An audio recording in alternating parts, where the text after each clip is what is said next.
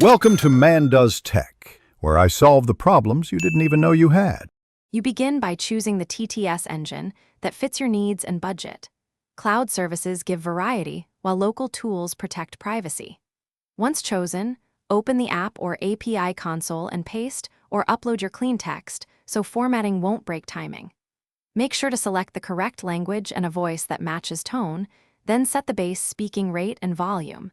These first choices shape pronunciation and pacing for everything that follows.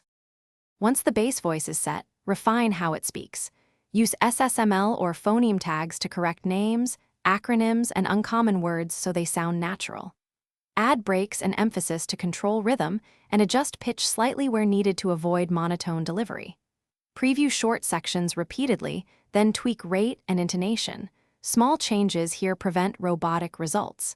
If you have repeated phrases, create reusable snippets to speed up work. To finish, export your audio in the format and sample rate your project requires, such as 48K HCWAV for video or 128 kbps MP3 for narration. Normalize levels and add metadata so files are ready for distribution. Then test the file in the final player or app to confirm pacing and sync.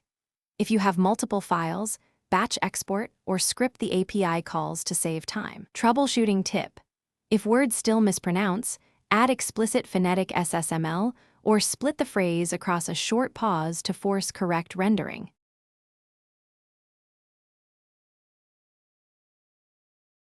Thanks for watching. If you found this helpful, don't forget to like and subscribe.